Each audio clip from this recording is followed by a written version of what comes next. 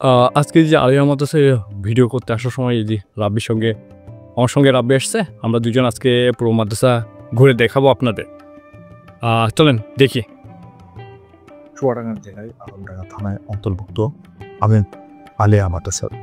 এটি প্রতিষ্ঠিত করা হয় ১৯৬৮ সালে। এটির ধরন এমপিভুক্ত। নীতিবাক্য হচ্ছে এই মাদ্রাসার শিক্ষার জাতি মেরুদণ্ড। শিক্ষার্থীর সংখ্যা এই মাদ্রাসায় ৯০০ জন।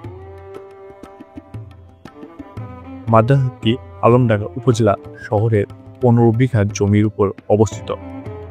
মাদ্রাসাতে প্রায় ৮০০ জন শিক্ষার্থী ও ২৫ জন শিক্ষক ও শিক্ষিকা এবং কর্মচারী রয়েছে। ৬টি নতুন ও পুরাতন ভবন রয়েছে।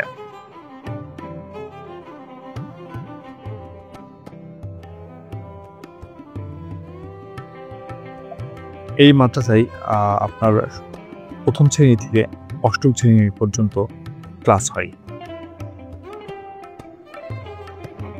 এই মাদ্রাসায় রয়েছে দৃষ্টিনন্দন মসজিদ, একটি বিশাল খেলার মাঠ, এর আশপাশে রয়েছে সৌন্দর্য বাগান।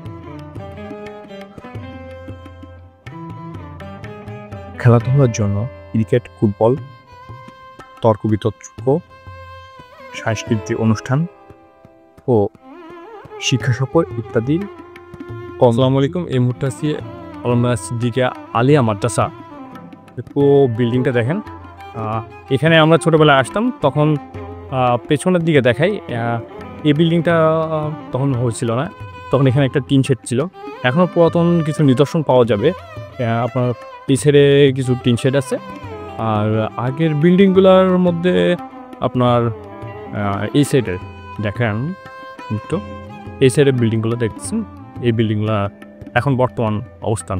পেছনের দিকে যেটা দেখতেছেন এটা হচ্ছে পুরোনো মাদ্রাসার যেটা ছিল টিন শেড, ওইটা পরবর্তীতে পরিবর্তন হয়েছে। পরে এখানে টোটাল কিছু ধ্বংসাবশেষ আছে। এখন নতুন করে কিছু কোয়ার্টার এটা থাকার ব্যবস্থা ছিল, পরবর্তীতে এটা আপডেট করা হয়েছে।